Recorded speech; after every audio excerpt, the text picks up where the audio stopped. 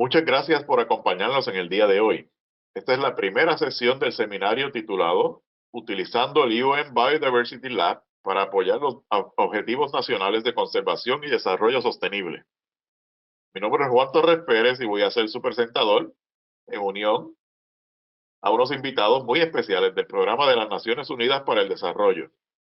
A lo largo de esta serie de presentaciones y para diferentes idiomas tendremos diferentes presentadores. Hoy día tenemos de invitado a Diego Ochoa, del Programa de las Naciones Unidas. Esta capacitación comprende de 3 sesiones de 1 hora y media los días 24 y 31 de marzo y el 7 de abril. Estaremos presentando el contenido en 3 sesiones diferentes en vivo. Las presentaciones serán en inglés, en francés y en español. Y estamos particularmente emocionados porque esta es la primera vez en el programa de ARCET que ofrecemos una capacitación en francés. Pueden encontrar todos los materiales del curso en la página web que aparece en pantalla. Aquí está el enlace de la página web. Y al final de cada sesión también habrá un tiempo para preguntas y respuestas. Siéntanse en la libertad de escribir sus preguntas en el chat en cualquier momento durante la presentación. Y al final trataremos de responder cuantas nos sean posibles durante el tiempo que tenemos disponible. También colocaremos las preguntas y respuestas en el sitio web varios días después de cada capacitación. También me pueden escribir a mí o a mi colega Amber McCollum a las direcciones que aparecen en pantalla si tienen alguna otra pregunta respecto a esta capacitación en particular. Habrá una tarea adicional que estará disponible en la página web del curso. Esta tarea va a cubrir material de las partes introductorias, al igual que de los ejercicios relacionados al UN Biodiversity Lab Mapper, el cual vamos a reseñar durante esta capacitación. Recuerden que para poder recibir crédito para la tarea, deben enviar todas sus respuestas vía Google Forms. El plazo para enviar la tarea será hasta el martes 21 de abril, o sea, 2 semanas a partir de que finalice la capacitación. El enlace para la tarea estará disponible el día 7 de abril, o sea, el último día de la capacitación, una vez culmine esta. Para recibir el certificado de finalización, debe asistir a 3 sesiones en vivo y completar la tarea. Procesar estos certificados requiere algo de tiempo, así que puede anticipar recibir el suyo 2 meses después que se termine esta capacitación.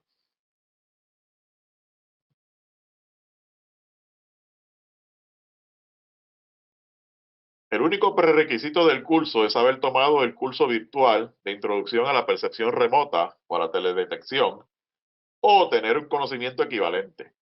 Nuevamente, pueden encontrar los materiales de ese curso en la página web que aparece en pantalla.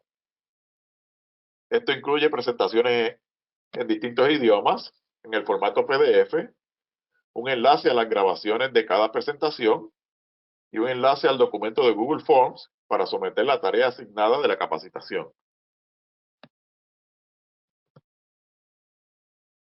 Aquí tenemos un vistazo general de esta capacitación. El día de hoy nos enfocaremos en una pequeña introducción a datos espaciales, en particular en lo relacionado al trabajo del Programa de las Naciones Unidas para el Desarrollo y las políticas relacionadas a biodiversidad, donde establecemos las bases para el uso de datos de NASA en un contexto global. La próxima semana nos enfocaremos más específicamente en el UN Biodiversity Lab y los sets de datos que ellos tienen disponibles en su herramienta web. Luego, durante la última semana, escucharemos de algunos usuarios de una serie de ejemplos de casos de estudio de algunos países particulares que han estado utilizando esta herramienta y cómo les ha servido a ellos.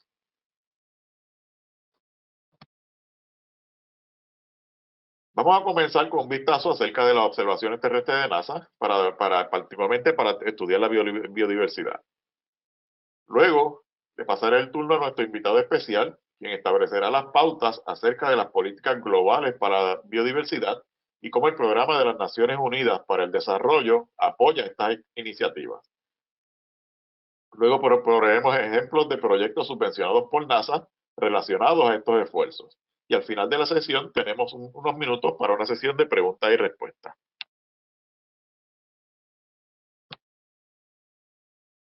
Muy bien, comencemos entonces echando un vistazo acerca del uso de la teledetección para estudiar la biodiversidad.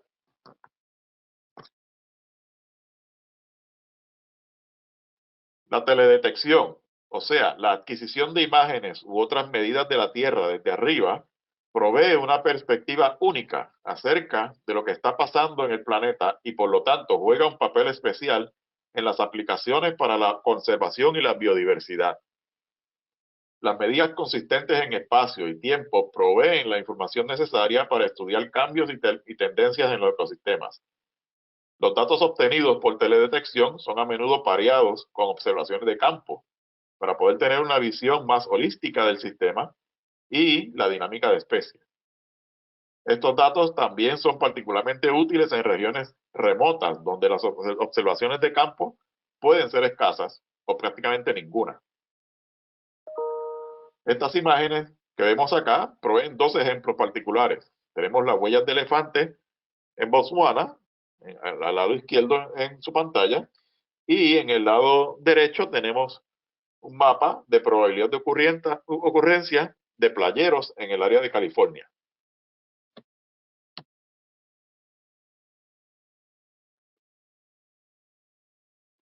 Ahora bien, se pueden medir muchas variables de los ecosistemas usando teledetección y vamos a discutir algunos de esos proyectos que están disponibles en el UN Biodiversity Lab. A menudo los datos obtenidos por teledetección son usados para comprender el ambiente físico y los cambios en el ambiente. Esto puede usarse para proveer estimados indirectos de los hábitats disponibles para alguna especie en particular, por ejemplo. Gran parte de esos datos pueden usarse como entrada para el modelaje de distribución de especies y también se usan actualmente en análisis genético. Parte de esto lo cubrimos recientemente en la capacitación que hicimos acerca de hábitats de agua dulce. Mapas de cobertura de terreno generados a diferentes tiempos son frecuentemente usados para detectar cambios como fragmentación y degradación de hábitats. La teledetección también es útil en el monitoreo de la salud de la vegetación. Por ejemplo, índices como el índice de vegetación de diferencia normalizada o NDVI o NDVI en inglés, sirve como una aproximación para evaluar posibles hábitats adecuados para una especie en particular. Esta imagen nos muestra un mapa de la altura del dosel del bosque amazónico y fue generada utilizando datos de radar. Aunque no vamos a cubrir el uso de radar en esta capacitación, próximamente durante el verano tendremos una capacitación enteramente dedicada a la realización de mapas de cubierta de terreno utilizando radar de apertura sintética o SAR por sus siglas en inglés. Así que manténgase pendientes en el sitio web de ALCET para más detalles. La teledetección es frecuentemente usada para generar mapas de ecosistemas terrestres, los cuales a menudo son basados en mapas que delinean diferentes tipos de vegetación o de usos de terreno con categorías discretas. Estos pueden ser generados utilizando una variedad de esquemas de clasificación y son mejorados integrando datos de campo y conocimientos locales. Hay ciertas limitaciones en estos mapas y es importante considerar la exactitud de los estimados cuando se crean los mapas. Nuevamente, les recordamos que tenemos capacitaciones relacionadas a estos temas en el sitio web de ALCE.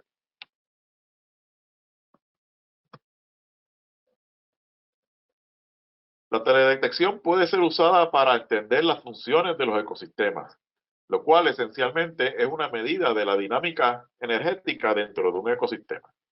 Estos tipos de variables incluyen cosas como la productividad primaria neta, o NPP por sus siglas en inglés, mostradas en pantalla.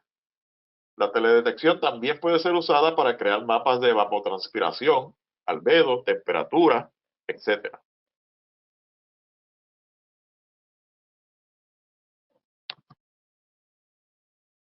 Y finalmente, como mencionamos anteriormente, cambios en los ecosistemas son particularmente importantes para las investigaciones relacionadas a la conservación y biodiversidad y sus aplicaciones. La evaluación de cambios como de áreas que pasan de ser bosques a no bosques es una de las métricas más comúnmente usadas, como la que se puede ver en esta animación que vemos, de cambios forestales en el área de Brasil.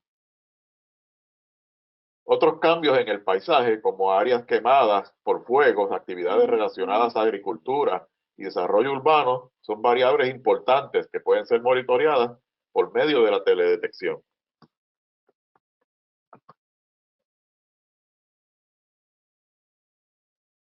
Ahora bien, ¿cuáles son las limitaciones de las observaciones de la Tierra?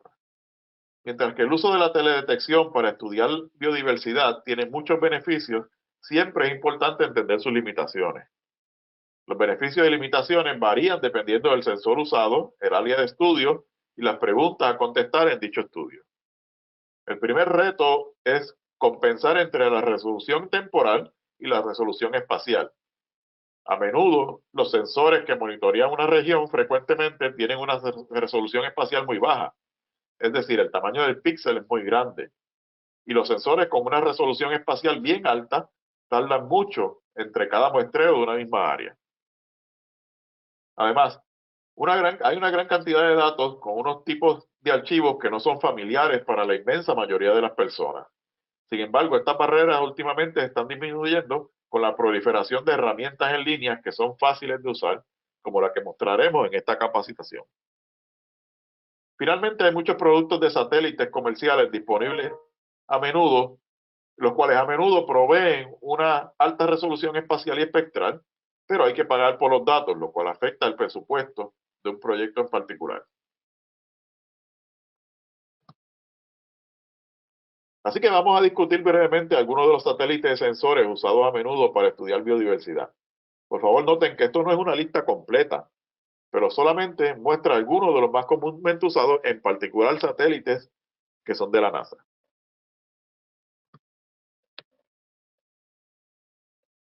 Landsat es probablemente el satélite más popular, o la serie de satélites más popular, y estoy seguro que han escuchado hablar de este anteriormente. Landsat fue originalmente lanzado a principios de la década de los 70, y su más reciente miembro, el Landsat 8, fue lanzado en febrero del 2013. Así pues, tenemos disponible una serie de datos a una resolución bastante alta, la cual es útil para examinar cambios en la superficie terrestre a través del tiempo. Todos estos datos están disponibles libres de costo a través del Servicio Geológico de Estados Unidos, o el USGS por sus siglas en inglés, y Landsat es un sensor pasivo que provee imágenes ópticas del globo terrestre cada 16 días. Hay algunas diferencias entre las bandas de las distintas versiones de Landsat, las cuales le estamos mostrando en esta figura. Así que esto es algo que tenemos que tomar en cuenta si se están utilizando datos de distintos periodos de tiempo.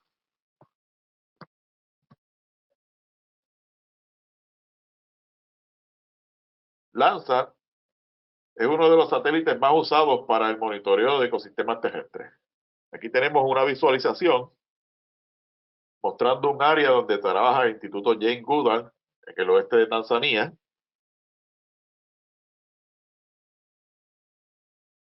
Luego de enfocar en la región del sudeste del Parque Nacional Gombe, la visualización muestra el cambio en la cobertura forestal entre el 1972 y el 1999. Las áreas forestadas se ven como variaciones verdes, mientras las áreas no forestadas se ven como variaciones color marrón.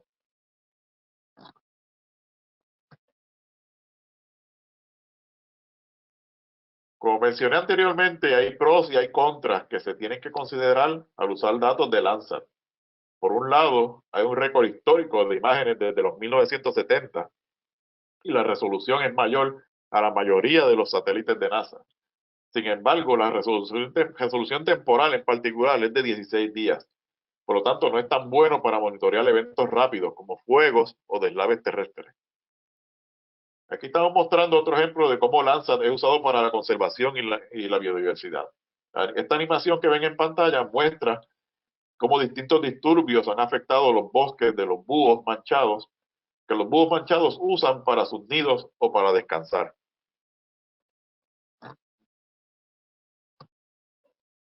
MODIS es otro de esos sensores claves de NASA. Fue diseñado para medir dinámicas globales a una escala, ya sea en tierra, en los océanos o en la atmósfera. MODIS vuela en dos satélites distintos que le permite al sensor capturar imágenes de la misma área en la Tierra a distintas horas durante el día. Las dos plataformas que se conocen como Aqua y Terra son casi idénticas y ambas generan datos multiespectrales y multitemporales diarios, continuos a nivel global, para así crear un récord robusto de distintos parámetros terrestres.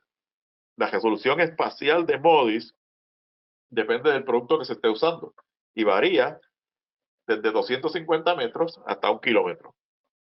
Hay 36 bandas, incluyendo en el visible y en el infrarrojo cercano, las cuales son excelentes para crear mapas de vegetación a gran escala.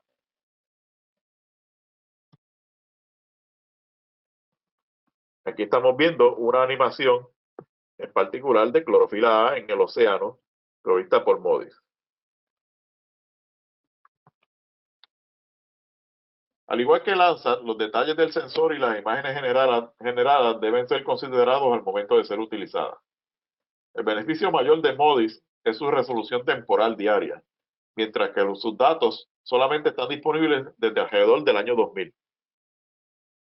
Medidas similares están siendo tomadas por un sensor relativamente nuevo llamado el Visible Infrared Imaging Radiometer Suite, o BIRS en inglés, el cual discutiremos en un momento.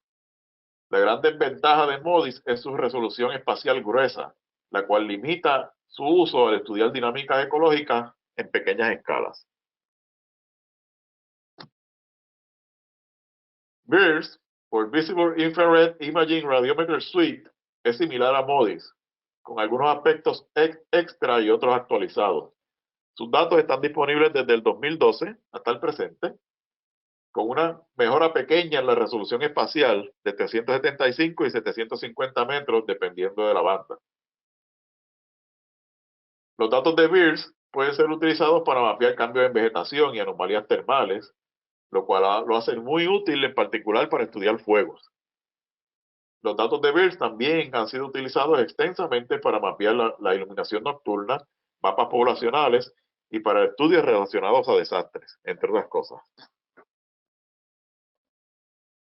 En pantalla vemos un ejemplo reciente del uso de datos de BIRS, el cual fue el uso en el estudio de los fuegos en Australia. La animación a la izquierda muestra las plumas de humo saliendo desde el este australiano y viajando a través del globo, como se ve en color amarillo. La imagen a la derecha muestra los fuegos activos en color rojo desde noviembre 1 hasta diciembre 5.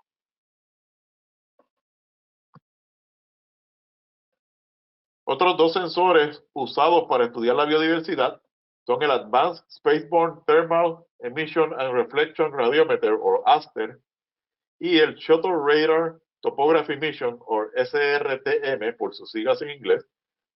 ASTER está localizado en el satélite Terra también, junto a MODIS, pero provee una resolución espacial mayor, la cual llega hasta 15 metros en el visible. Las imágenes de ASTER son por pedido, o sea que no son constantes como las de MODIS, pero puede ser utilizado para varias cosas, como para estudiar la salud de la vegetación, cambios en la cobertura terrestre, fuegos salvajes, inundaciones, etc. Aquí le incluimos un enlace a un seminario provisto por el LPTAC de NASA, donde pueden encontrar información más detallada acerca de ASTER.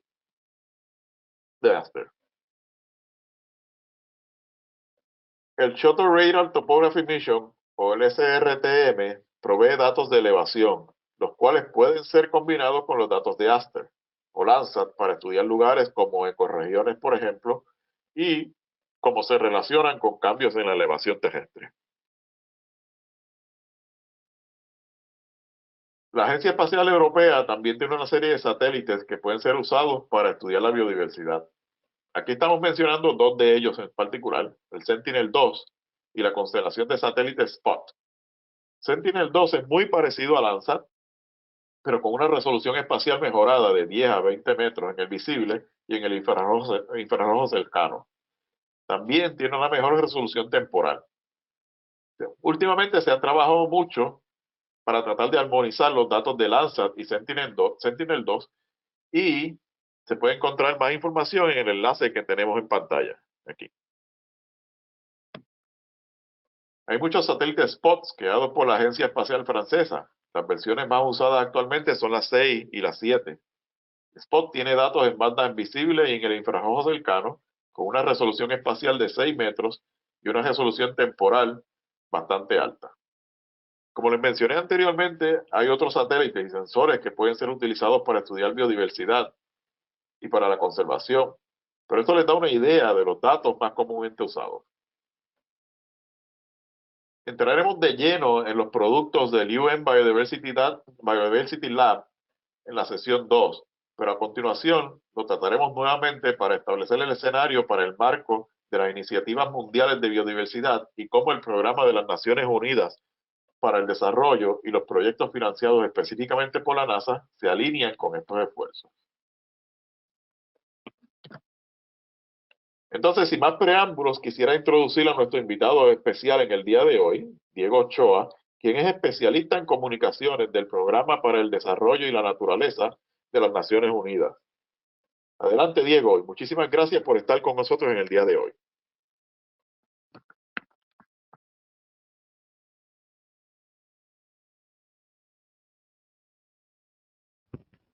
Muchísimas gracias, Juan. Muchísimas gracias a todos los participantes el día de hoy. Para mí es un placer estar el día de hoy acá. Voy a proporcionar algunos antecedentes muy interesantes del trabajo de la NASA en teledetección y cómo estos datos pueden usarse para apoyar la planificación y el monitoreo de la conservación de la biodiversidad. Para preparar el escenario para el trabajo que el PNUD está ejecutando con nuestros socios en datos espaciales, durante el resto del seminario web del día de hoy haré una introducción a algunas de las políticas internacionales claves sobre biodiversidad y cambio climático, así como una descripción general del trabajo que nuestro equipo ejecuta a través del UN Biodiversity Lab. Bueno, pueden ver ustedes aquí el resumen de nuestra presentación. Daré un contexto y discutiré el trabajo del PNUD, y luego proporcionaré más información sobre nuestro trabajo a través del UN Biodiversity Lab y nuestros proyectos apoyados por la NASA.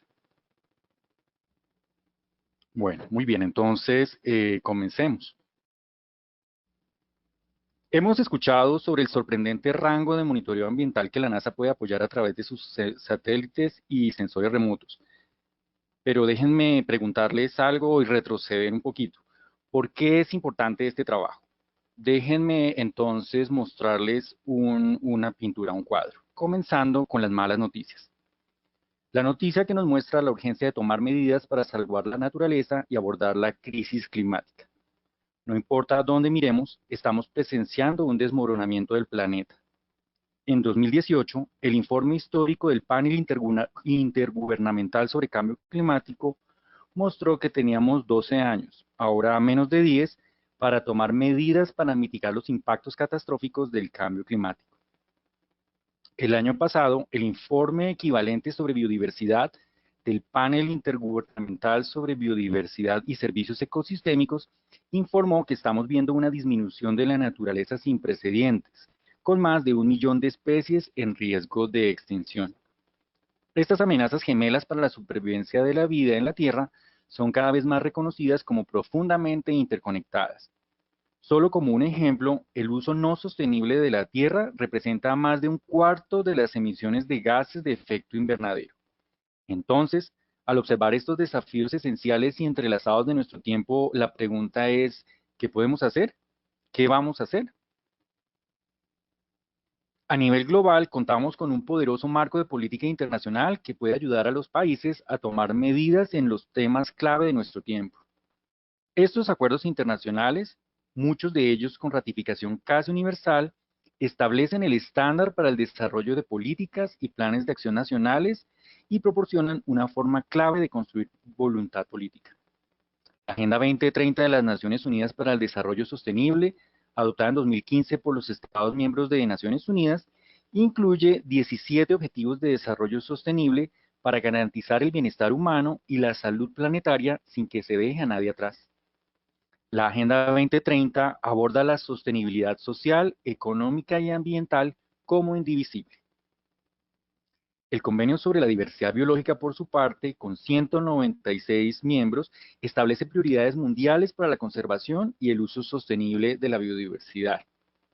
la Convención Marco de las Naciones Unidas sobre el Cambio Climático, con 197 partes, así como su histórico Acuerdo de París en 2015, establecieron objetivos globales para mitigar y adaptarse al cambio climático. Y finalmente, la Convención de las Naciones Unidas para combatir la desertificación, la tercera y última de las llamadas Convenciones de Río, es el único acuerdo internacional legalmente vinculante que incluye el medio ambiente y el desarrollo con la gestión sostenible de la tierra. Esta lista no pretende ser exhaustiva, sino llamar la atención de todos ustedes sobre algunos de los mandatos políticos globales clave que influyen en nuestro trabajo en el PNUD en respuestas a las crisis climáticas y de biodiversidad. Estos acuerdos internacionales se traducen en acciones nacionales a través de objetivos clave y documentos de política. Para el desarrollo sostenible, el Plan de Desarrollo Nacional de cada país y otras políticas clave trazan una acción para lograr los objetivos de desarrollo sostenible. Según el Convenio sobre la Diversidad Biológica, las estrategias y planes de acción nacionales de biodiversidad, o EPAN-DB, incluyen objetivos nacionales y planes de acción para lograrlo. En el espacio climático, los países han desarrollado contribuciones determinadas a nivel nacional como promesas de apoyar el Acuerdo de París. Y REDD+ es un mecanismo para apoyar la reducción de emisiones bajo la acción forestal que contribuye directamente a las NDS o contribuciones determinadas a nivel nacional. Bajo el Convenio Marco de Cambio Climático, las partes han establecido sus propios objetivos de neutralidad de degradación de la Tierra. Tomados en conjunto, estos compromisos y planes pueden proporcionar un marco sólido desde el cual tomar medidas. Sin embargo, este es un cuerpo de trabajo complejo y desafiante. A menudo vemos que la acción bajo cada uno de estos acuerdos está dividido en diferentes ministerios o inclusive en diferentes ramas dentro de un mismo ministerio. Vemos esta misma tendencia en la acción tomada por organizaciones intergubernamentales, organizaciones no gubernamentales y la sociedad civil. Entonces, ¿cómo podemos unir este trabajo de manera diferente? Permítame comenzar con un ejemplo muy específico. Una forma muy poderosa de tomar medidas para la naturaleza, el clima y las personas es invertir en acciones para los bosques tropicales. La pérdida de bosques tropicales representa más del 90% de la deforestación mundial y es igual a las emisiones totales de gases de efecto invernadero de la Unión Europea. Las inversiones para detener la deforestación en los países tropicales comprendieron menos del 1.5%, es decir, alrededor de 3.2 mil millones de dólares de los 256 mil millones comprometidos por instituciones multilaterales y donantes de países desarrollados desde 2010 sobre temas de mitigación al cambio climático. Cambiar esta narrativa para apoyar la acción para los bosques tropicales es una de una gran cantidad de acciones que se incluyen en la categoría de soluciones basadas en la naturaleza. ¿Qué son las soluciones basadas en la naturaleza? En resumen, las soluciones basadas en la naturaleza son la protección, la restauración y el uso sostenible de bosques, praderas y humedales. Las soluciones basadas en la naturaleza no solo abordan la crisis de la biodiversidad, sino que también contribuyen a la mitigación y adaptación al cambio climático, a combatir la desertificación y la degradación de la tierra y a mejorar la seguridad alimentaria y del agua. El panel intergubernamental sobre cambio climático los enfatizó como críticos y a menudo ya están incluidas en los planes nacionales de biodiversidad y REDD+. Las soluciones basadas en la naturaleza no solo son una forma clave de vincular los compromisos internacionales y nacionales que acabo de mencionar, sino que a menudo ya son promovidos a nivel local por los pueblos indígenas y las comunidades locales. Solo para referencia, quiero contarles que el informe especial del IPCC sobre la Tierra en 2019, por el cual las soluciones basadas en la naturaleza se denominan respuestas en gestión de la Tierra y mencionan las conclusiones claves de este informe. Bueno, de nuevo quiero darles otro ejemplo. Si queremos tener éxito en mantener el calentamiento global por debajo de los 2 grados centígrados, las reducciones de emisiones de las contribuciones determinadas a nivel nacional, NDC por sus siglas en inglés, deben triplicarse. Para mantener un calentamiento por debajo de los 1.5 grados centígrados requeriría que los compromisos existentes se aumenten alrededor de 5 veces. Las soluciones basadas en la naturaleza pueden proporcionarnos hasta un tercio de las soluciones de mitigación del cambio climático. El tema aquí es que la acción basada en la naturaleza es poderosa. Invertir en acciones para proteger, restaurar y gestionar de manera sostenible la naturaleza puede contribuir a la biodiversidad, el clima y el desarrollo sostenible. Pero necesitamos saber dónde actuar. Aquí es donde entran los datos espaciales, los datos proporcionados por ese conjunto diverso de satélites y sensores que presentamos al inicio de esta sesión. Los datos espaciales pueden ayudarnos a identificar dónde y cómo tomar medidas efectivas que respondan a los problemas clave de nuestro tiempo. Asimismo, pueden desempeñar un papel muy grande en el seguimiento del progreso hacia los objetivos internacionales establecidos por el Convenio sobre la Diversidad Biológica, el Convenio Marco de las Naciones Unidas sobre el Cambio Climático y los Objetivos de Desarrollo Sostenible basados en la naturaleza. Sin embargo, a través del trabajo del PNUD y de ONU Medio Ambiente para ayudar a 140 países a cumplir con sus compromisos con el Convenio sobre la Diversidad Biológica, hemos llegado a reconocer que la capacidad de los responsables en política para acceder y utilizar los datos planetarios es muy variable. Un análisis reciente que realizamos mostró que un número sorprendentemente bajo de países utilizó datos espaciales en sus planes e informes nacionales de biodiversidad. Por un momento imaginen que soy un legislador promedio de un gobierno mirando el Plan Nacional de Biodiversidad del país para tratar de averiguar dónde debo tomar medidas para conservar la naturaleza. En promedio, encontraré 4 mapas y uno de estos será de los límites políticos de mi país. Si me dirijo al Informe Nacional Oficial sobre el Estado de la Biodiversidad, este número es en promedio de 5. Uno de cada 3 países no tendrá mapas accionables que puedan decirles dónde implementar nuevas iniciativas de protección o restauración. Y menos del 4% de los mapas incluidos en estos informes se centraron en los servicios ecosistémicos, esa conexión crítica entre el trabajo sobre la naturaleza, el clima y el desarrollo sostenible. Entonces, lo que vimos con este análisis fue una brecha entre el potencial de los datos espaciales para ser utilizados como una herramienta clave para guiar una acción efectiva y la capacidad de los gobiernos para usarlas realmente. En los últimos 2 años, el PNUD y nuestros socios han trabajado para abordar esta brecha. A continuación, hablaré sobre nuestro trabajo que hace nuestro equipo y nuestros proyectos sobre datos espaciales en particular. Profundizaré en algunos detalles más de nuestro equipo y nuestro trabajo en datos espaciales. Nuestro equipo dentro del PNUD se denomina Programa Global sobre la Naturaleza para el Desarrollo y apoya el desarrollo de acciones en ese nexo entre la naturaleza, el clima y el desarrollo sostenible. Implementamos 8 proyectos clave que abarcan desde el nivel local hasta el nivel global. Pero hoy quiero centrarme en nuestro trabajo a través del Proyecto de Apoyo Nacional a la Biodiversidad y el UN Biodiversity Lab, los números 6 y 7 en la pantalla. Primero voy a contarles un poco sobre nuestro proyecto de apoyo nacional a la biodiversidad.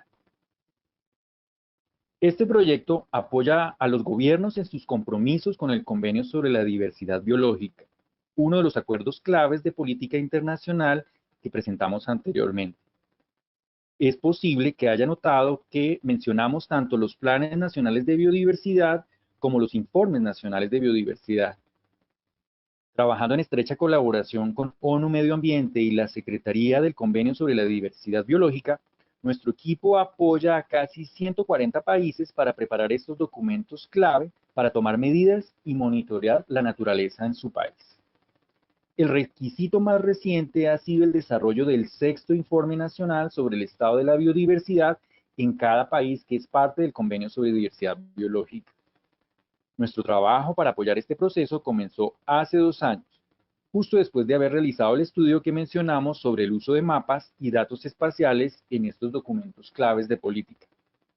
Vimos una oportunidad crítica para crear conciencia sobre el poder de los datos espaciales y para construir la capacidad de los responsables políticos para utilizarlos a través de este nuevo ciclo de presentación de informes. Lo que me lleva al UN Biodiversity Lab. Lanzamos el UN Biodiversity Lab en julio de 2018 en asociación con ONU Medio Ambiente, la Secretaría del Convenio sobre Diversidad Biológica, con fondos del Fondo para el Medio Ambiente Mundial, GEF por sus siglas en inglés. También contamos con el apoyo de varios socios técnicos clave, incluidos la NASA, el Centro de Monitoreo de la Conservación Mundial del Medio Ambiente de las Naciones Unidas, GRID Ginebra y MapX. Entonces, ¿qué es el UN Biodiversity Lab? Es una plataforma gratuita y de código abierto que brinda a los responsables de la formulación de políticas en 137 países el acceso a los mejores datos espaciales y herramientas analíticas independientemente de su experiencia en sistemas de información geográfica. Primero, creamos la plataforma para apoyar a los países en su compromiso con el Convenio sobre la Diversidad Biológica y específicamente en el desarrollo de sus sextos informes nacionales. Y lanzamos la plataforma con un desafío para los países: duplicar el número de mapas entre el quinto informe nacional y el sexto informe nacional. Para proporcionarles una descripción general de la plataforma, permítanme destacar 5 características claves que tiene el UN Biodiversity Lab. El primero, proporciona acceso a más de 100. Pueden acceder a estos datos a través del sitio público. En segundo lugar, la plataforma proporciona acceso prioritario y la capacidad de visualizar todos los datos que se crean a través de 2 proyectos apoyados por la NASA. Les daré más detalles sobre estos proyectos un poco más adelante en la presentación. Tercero, trabajando con los países en sus sextos informes nacionales al convenio, creamos proyectos nacionales privados que sirven como espacios de trabajo para cada país que apoyamos. Estos proyectos nacionales proporcionan un espacio privado para cargar datos nacionales y visualizarlos en combinación con nuestros conjuntos de datos globales. Cuarto, el UN Biodiversity Lab ofrece la capacidad de realizar análisis básicos sin necesidad de tener experiencia en el manejo de sistemas de información geográfica. Y finalmente, los países pueden usar la plataforma para crear mapas de historias y así comunicar sus éxitos de conservación. ¿Quién usa el UN Biodiversity Lab? A través de nuestro trabajo para ayudar a los países a preparar su sexto informe nacional al Convenio sobre Diversidad Biológica, tenemos más de 200 usuarios relevantes para el desarrollo de políticas en 60 países activos en la plataforma. El UN Biodiversity Lab también sirve como el sistema oficial de apoyo a las decisiones para los 2 proyectos apoyados por la NASA, es decir, el proyecto de Integridad Forestal y el proyecto Vida en la Tierra. Y finalmente, cualquiera puede acceder al UN Biodiversity Lab y aprovechar los recursos disponibles. Desde el lanzamiento de la plataforma hemos tenido más de 23,000 visitas al sitio público. A medida que avanzamos, nuestro objetivo es construir sobre nuestro grupo de usuarios relevantes para las políticas y así apoyar a otros actores claves a tomar medidas para la naturaleza, el clima y el desarrollo sostenible. El UN Biodiversity Lab es una de las muchas plataformas que brindan datos espaciales a los usuarios. Puede que algunos de ustedes estén familiarizados con plataformas como Resource Watch o Global Forest Watch o World Environmental Situation Room o inclusive Earth Pulse o muchas otras que están trabajando en estos temas y así aumentar el acceso a datos espaciales como un bien social valioso. Vemos 3 áreas clave que nos diferencian de otras plataformas de datos espaciales. Primero, a través de nuestro trabajo con la Secretaría del Convenio sobre la Diversidad Biológica, nos hemos asegurado de que los datos espaciales se hayan incluido en las decisiones en torno al proceso de presentación de informes, lo que lleva a un amplio magnífico para este trabajo. En segundo lugar, la divulgación directa a los países apoyados por el PNUD y ONU Medio Ambiente para desarrollar sus textos e informes nacionales, lo que significa que tenemos una red clave para atraer a los usuarios. Y finalmente, nuestros proyectos nacionales privados brindan espacio para que los países carguen sus datos nacionales y los usen cuando sean mejores que los datos globales. Una y otra vez hemos escuchado que esto es esencial para la acción a nivel nacional. Creemos que trabajar desde este nicho proporciona una forma poderosa de comprender cómo podemos apoyar a los gobiernos y establecer conexiones claves con nuestros grupos de usuarios clave. Ahora, antes de concluir, sería negligente si no mencionara los dos proyectos apoyados por la NASA en los que el PNUD participa. Nuestros dos proyectos de la NASA trabajan para apoyar la traducción de la investigación científica líder en acción para la planificación, monitoreo y presentación de informes de conservación.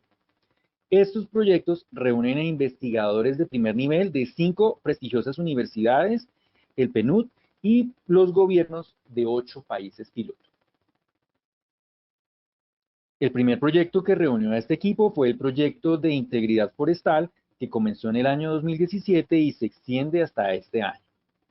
El año pasado recibimos fondos para un segundo proyecto estrechamente relacionado, el proyecto Vida en la Tierra o Life on Land, que arrancó el año pasado en 2019 y termina en el año 2021.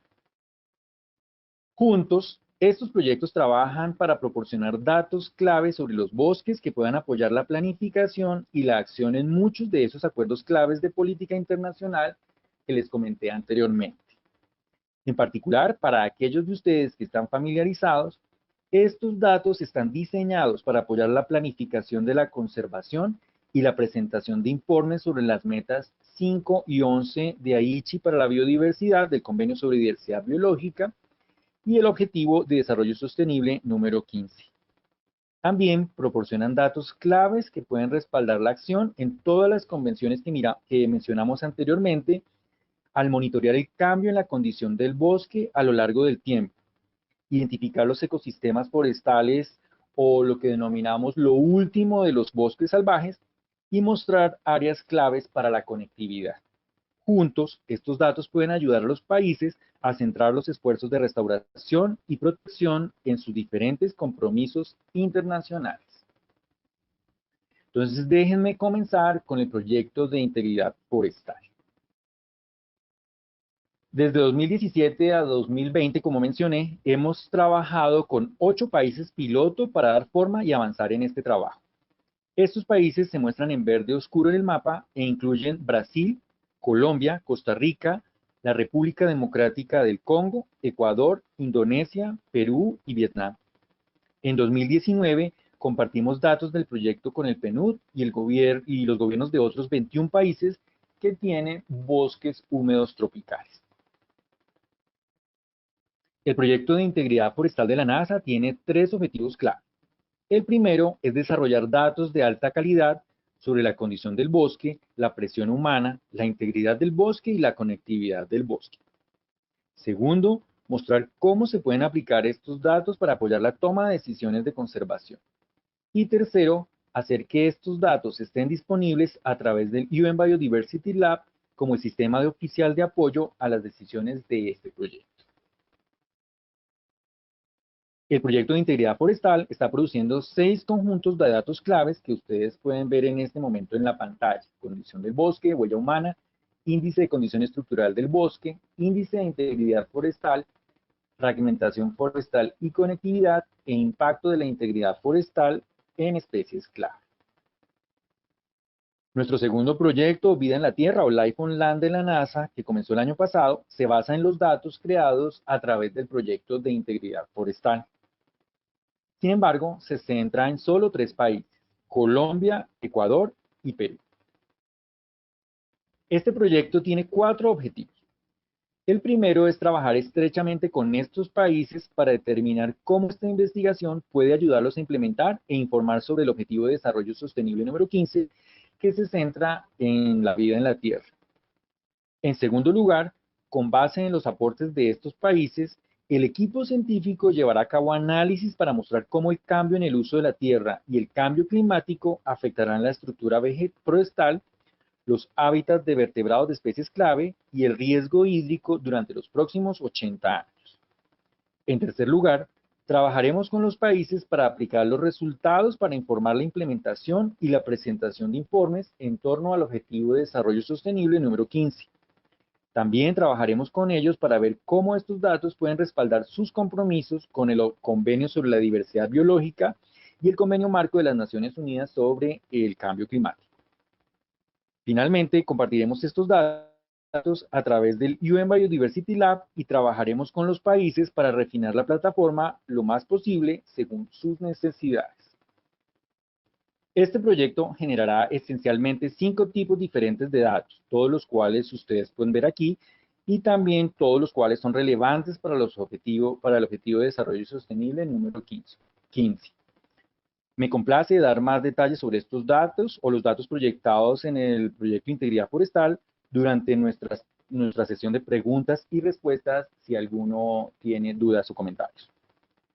Lo que quería hacer aquí era proporcionar una visión general de estos 2 proyectos de la NASA que realmente reúnen todos los elementos que hemos discutido el día de hoy. Estos proyectos comienzan con los datos sin procesar de los satélites y sensores de la NASA, se basan en las mejores mentes científicas para crear capas de datos que apoyan la acción para implementar y monitorear los acuerdos clave de política internacional y son ampliamente accesibles a través del UN Biodiversity Lab. Y en el PNUD, con el fin de trabajar con los países para desarrollar la capacidad de utilizar este tipo de datos y comprender cómo pueden apoyar sus prioridades nacionales. Estos proyectos de la NASA son solo una parte de nuestro trabajo con el UN Biodiversity Lab, pero representan nuestro compromiso de conectar la ciencia y la política para apoyar la acción en diferentes contextos nacionales. Entonces, para terminar, permítanme compartir con ustedes algunos comentarios finales. Como hemos comentado, tenemos alrededor de 10 años para evitar los impactos catastróficos del cambio climático. También tenemos 10 años para alcanzar los objetivos de desarrollo sostenible. En todos los sectores, nuestras normas están cambiando y estamos escuchando cada vez más llamados para un cambio transformado. En el PNUD vemos la acción en el nexo entre naturaleza y clima como una forma clave de actuar.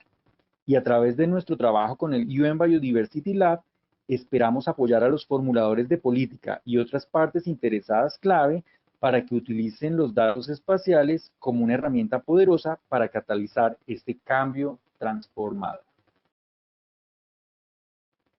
Quiero entonces agradecerles a todos su tiempo y devolverle la palabra a Juan. Muchas gracias. Muchísimas gracias, Diego, por esa excelente presentación y por todos esos datos tan importantes que nos has podido ofrecer en el día de hoy.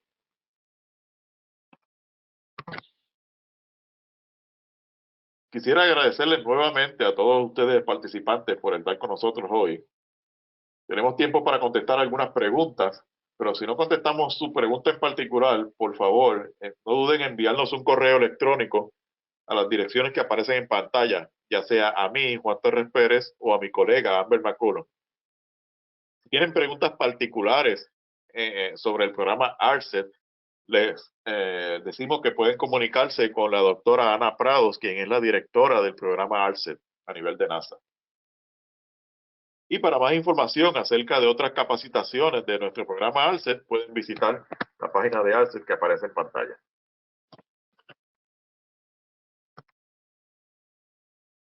Por favor, les recordamos que se pueden unir a nosotros la próxima semana para la segunda sesión de esta capacitación, donde vamos a explorar la herramienta del UN Biodiversity Lab Mapper y vamos a ver una demostración de cómo trabaja esta herramienta. Ahora tenemos un tiempito para contestar algunas preguntas según las vayan escribiendo ustedes en el chat. Al final de la capacitación vamos a colocar un documento que contiene todas las preguntas y las respuestas para su beneficio en la página web de esta capacitación en particular. Muchísimas gracias a todos y buen día.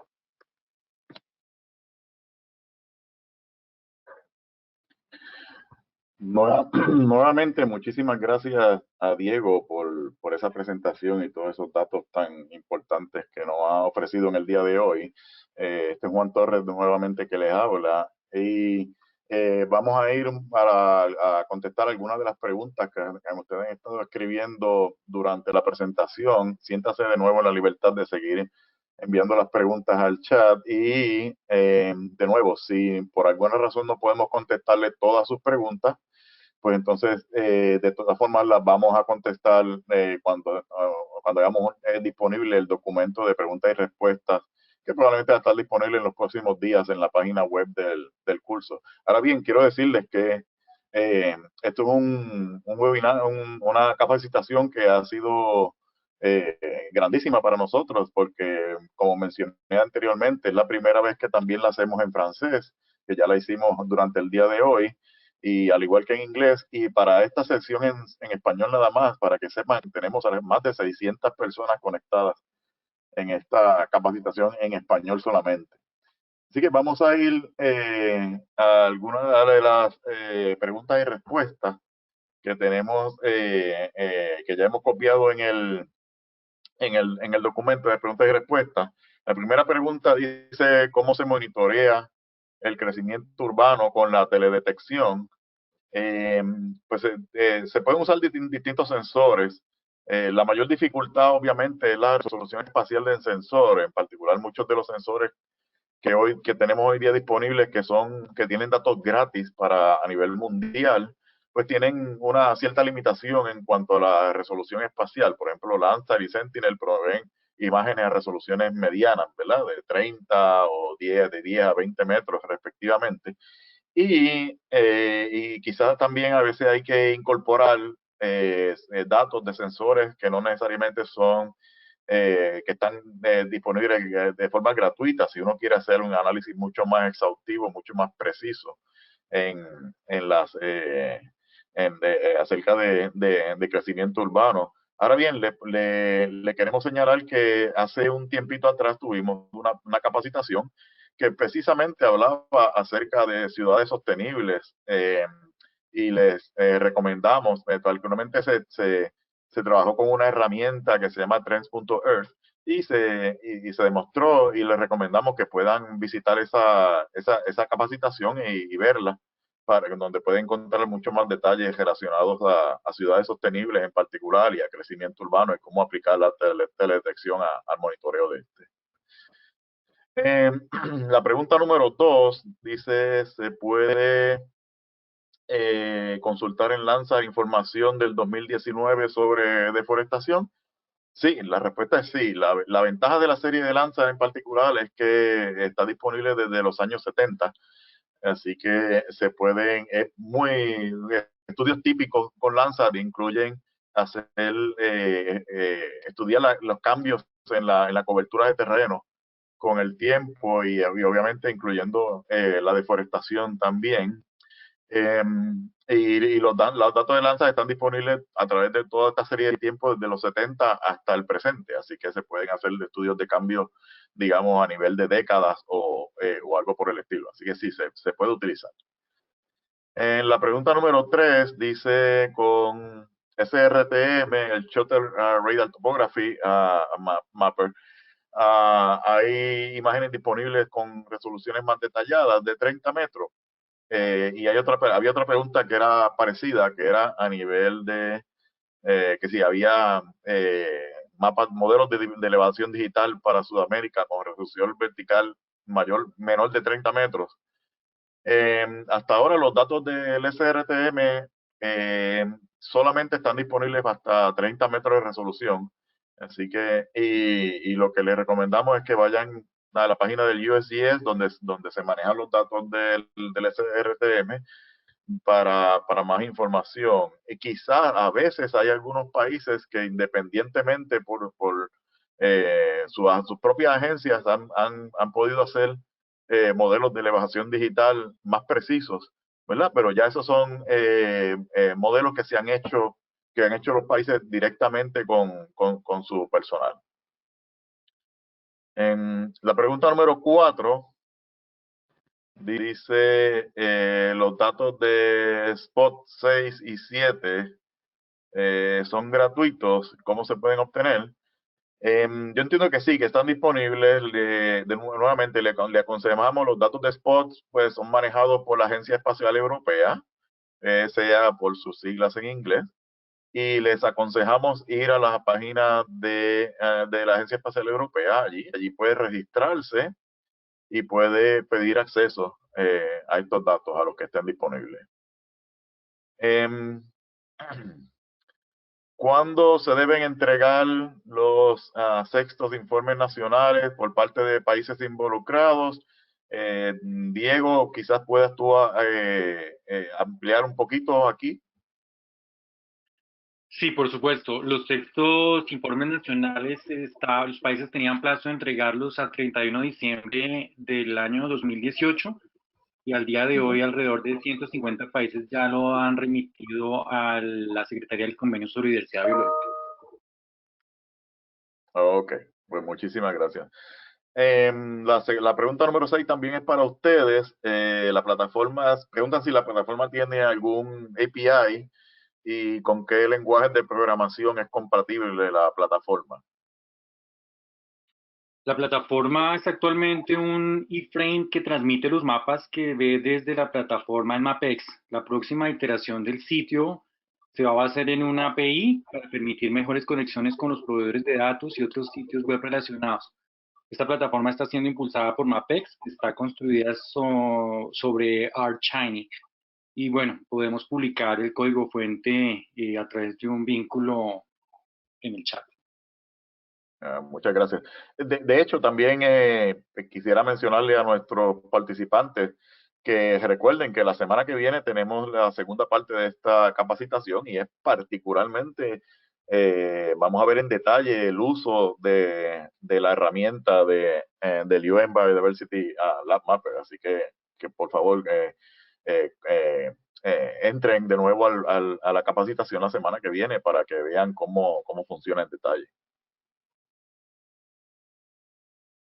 Bosque salvaje es lo mismo que bosque primario sin intervención humana. En el contexto, entendemos que la respuesta es que sí, que son lo mismo, pero no sé si quisiera ampliar algo más, Diego. No, en este contexto sí, básicamente hablamos de bosque primario, bosque sin intervención humana. Ok. ¿El proyecto de integridad forestal no incluye otros bosques que no sean tropicales? No, el proyecto solamente se enfoca en bosques tropicales debido a lo que conversábamos durante la presentación, que el 90% de la deforestación ocurre en este tipo específico de bioma.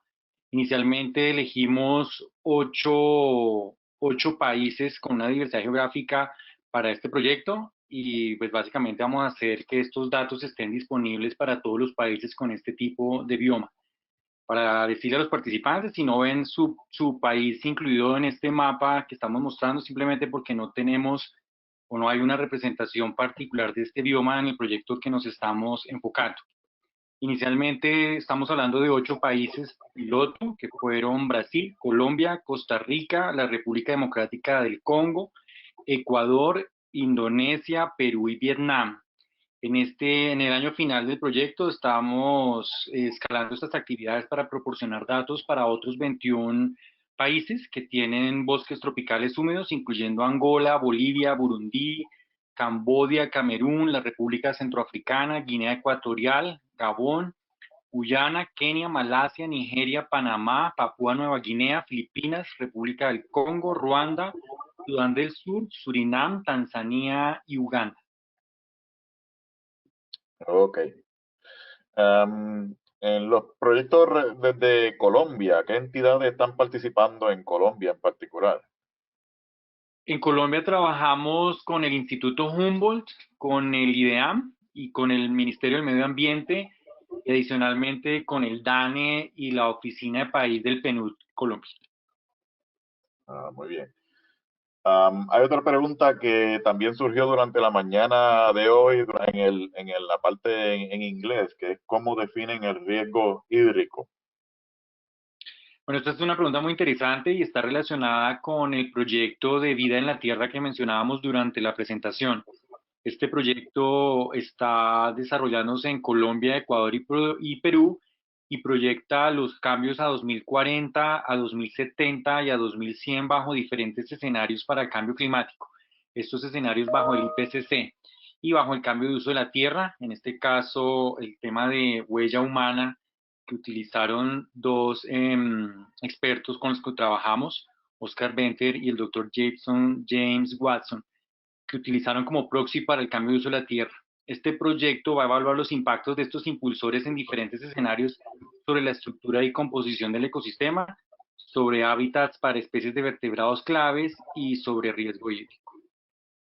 Entonces, básicamente, sobre temas de riesgo hídrico, la presión humana, el clima, la topografía, la cobertura vegetal, la estructura de la vegetación, todas estas variables afectan la calidad y la cantidad del agua. Por ejemplo, los bosques son muy importantes para el ciclo hidrológico porque tienen influencia sobre la lluvia, sobre los patrones de escorrentía y sobre la evaporación. Tanto la cobertura forestal como la estructura forestal contribuyen de manera clave a estos elementos que tienen que ver con el ciclo hidrológico. Los cambios en el uso de la tierra, por tanto, entonces afectan tanto la calidad como la calidad del agua y por eso es tan importante incluirlos. Sabemos que esta relación existe, pero pues predecir los cambios o los impactos del cambio de uso del suelo en los recursos hídricos es complejo.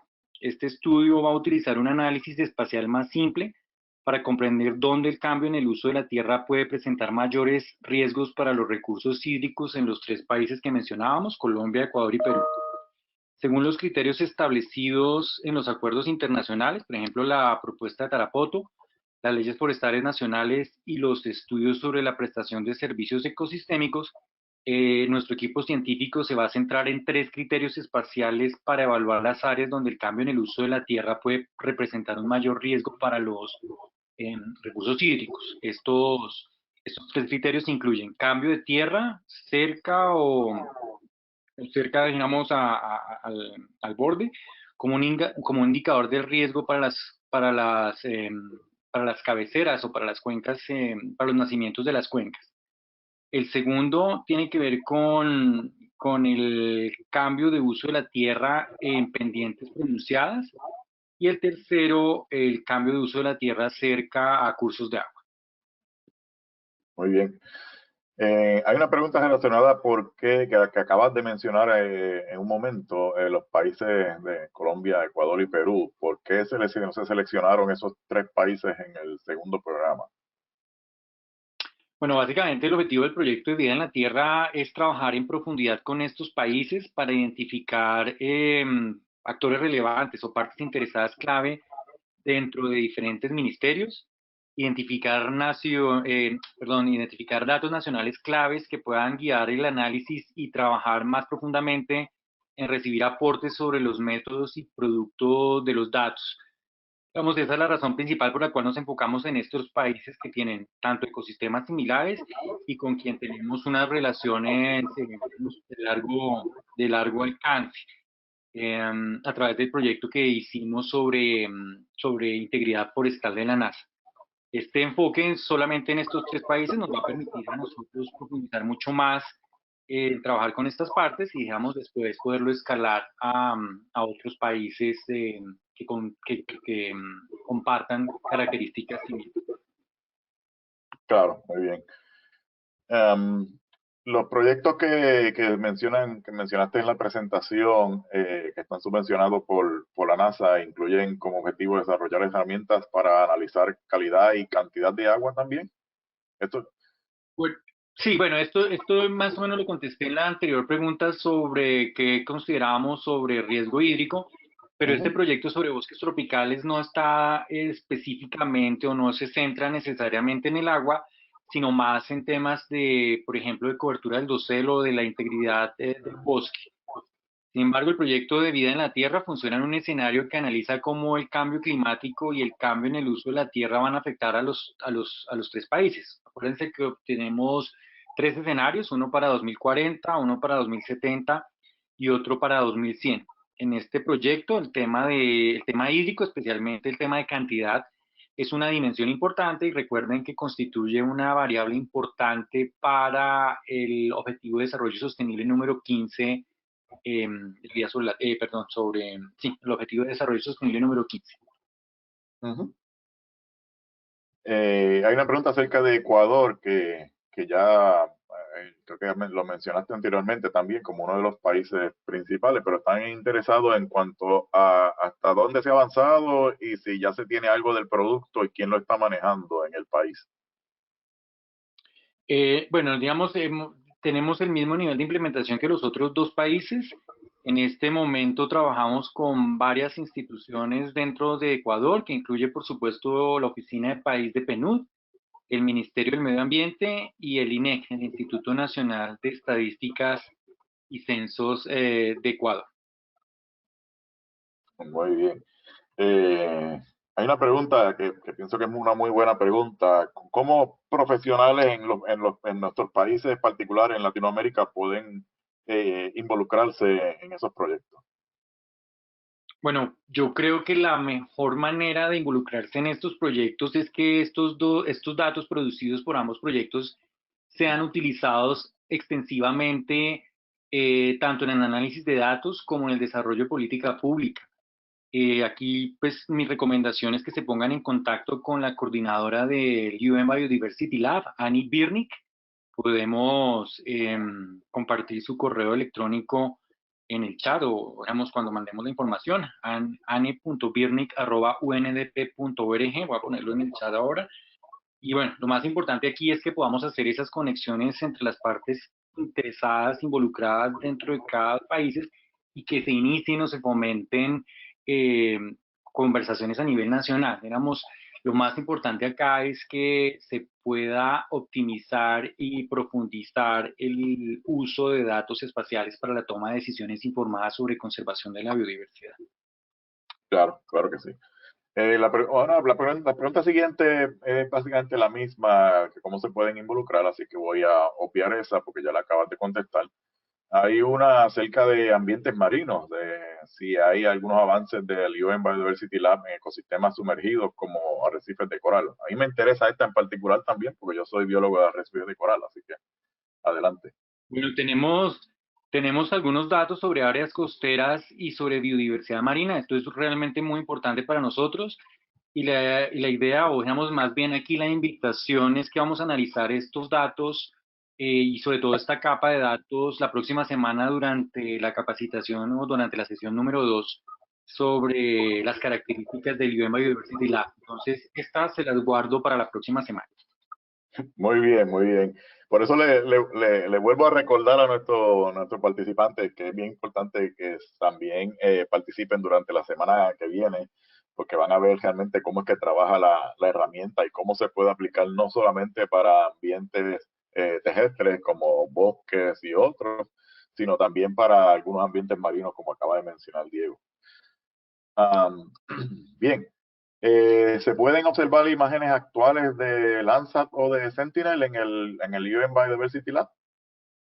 No, el UN Biodiversity Lab incluye capas derivadas que se han producido utilizando datos sin procesar del Landsat, el Sentinel y otros satélites y sensores, pero vamos a revisar algunos de los conjuntos de datos claves disponibles en el UN Biodiversity Lab la próxima semana, o sea, no se pueden perder la sesión de la próxima semana.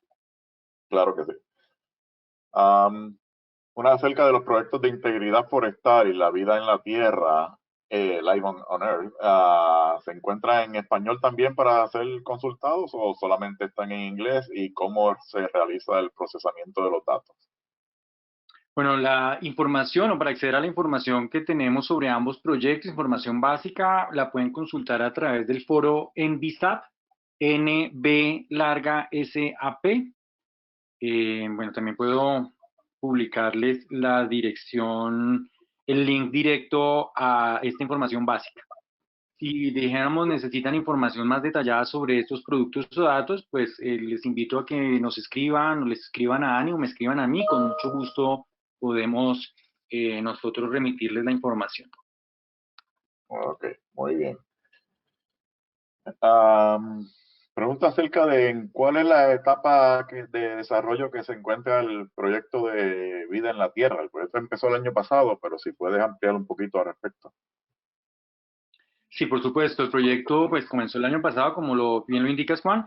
Estamos en el proceso de conectarnos con las instituciones clave dentro de cada país y pues identificando los datos clave que se van a utilizar y que están disponibles a nivel nacional y finalizando los métodos que vamos a usar para producir los datos de este proyecto. Hemos seleccionado un estudiantes de posgrado para Colombia, Ecuador y Perú que van a recibir fondos para completar su doctorado y que van a estar trabajando precisamente para generar estos datos. La idea es que el próximo año vamos a empezar a ver los resultados preliminares de este proyecto. Tremendo, muy bien. Me complace escuchar que han seleccionado estudiantes para que trabajen con ustedes también en los tres países. Eh, dice una pregunta acerca de si los datos pueden usarse a nivel subnacional. Eh, Perdón, ¿me repites la pregunta? Sí, la pregunta dice, eh, es acerca de que si los datos que están disponibles en la herramienta de ustedes pueden utilizarse a nivel subnacional, o sea, dentro del Bueno, país. nuevamente los invito para la sesión número 2, pero la respuesta corta es sí. Los datos nacionales pueden ser subidos o utilizados a la plataforma del UN Biodiversity Lab y pueden entonces alternarse tanto datos producidos a nivel nacional como los datos globales que están disponibles en este momento. Perfecto. Eh, hay una pregunta aquí que habla acerca de si el UN Biodiversity Labs permite la descarga de datos procesados y de datos crudos, de raw data. Sí, efectivamente las personas pueden descargar los datos. Ok. A ver, eh, hay una pregunta acerca de la pregunta que tengo número 24 aquí, la función de las universidades frente al UN Biodiversity Lab. ¿Cuál es la función de las universidades? Miren, las universidades son súper importantes porque en algunas partes del mundo producen y tienen datos espaciales muy detallados y precisos que pueden usarse para apoyar la planificación de la biodiversidad en un país determinado. Por ahora estamos trabajando principalmente con, digamos, con los gobiernos y con las oficinas de país del Perú, pero la idea es invitar a todas las partes interesadas nacionales y que son relevantes a unirse a este esfuerzo y conectarse con el administrador de cada uno de los proyectos nacionales por país a través del UN Biodiversity Lab. Nuevamente los invito a que se conecten conmigo, con Ani o conmigo, haciéndonos saber en qué país están ustedes basados y cómo pueden contribuir o usar estos datos espaciales. Y pues nuestro equipo puede garantizar que los vamos a conectar, por supuesto, con las personas adecuadas. Ok, muy bien. Dice que sí es posible acceder los datos del UN Biodiversity Lab con fines de investigación. Entiendo que sí, que la próxima semana van a hablar precisamente acerca de registro y de cómo accesar los datos para Sí, fines de investigación. definitivamente. Definitivamente sí es posible, pero claro, lo vamos a estar conversando y explorando un poco más en la sesión número 2. Ok. Aquí hay una pregunta que es más para Arcet, así que yo la puedo contestar. Dice que solo mencionaron sensores ópticos. También se apoyan sensores por radar. Bueno, en esta capacitación en particular nosotros estamos cubriendo solamente datos de sensores ópticos, por eso mencionamos Landsat, MODIS, Sentinel y otros sensores. Pero estén atentos porque durante el mes de mayo vamos a tener una capacitación particular relacionada a el uso de radar de apertura sintética para monitoreo forestal. Así que manténganse en contacto con el programa ARCET nuevamente para que una vez salga los datos de promoción puedan registrarse en esta capacitación de SAR, de radar de apertura sintética, y entonces durante el mes de mayo pues pueden participar en esa capacitación. Bien, tenemos una aquí acerca de cuáles son las políticas que han sido impactadas por algunos países que utilizan el UN Biodiversity Lab. Esa es La una pregunta no- excelente pregunta y es muy importante, digamos, parte de los objetivos de este proyecto es eso. Y vamos a dedicar la sesión 3 a mostrar cómo los datos espaciales empiezan a influir en temas de política. Esa sesión será el 7 de abril. Nos vamos a centrar en el uso diferente de los datos espaciales por parte de los países y les vamos a mostrar cómo el uso de estos datos apoyaron el diseño, la implementación o monitoreo de políticas públicas nacionales. Solo por darles un ejemplo, Haití ha podido aumentar drásticamente el número de áreas protegidas en el país.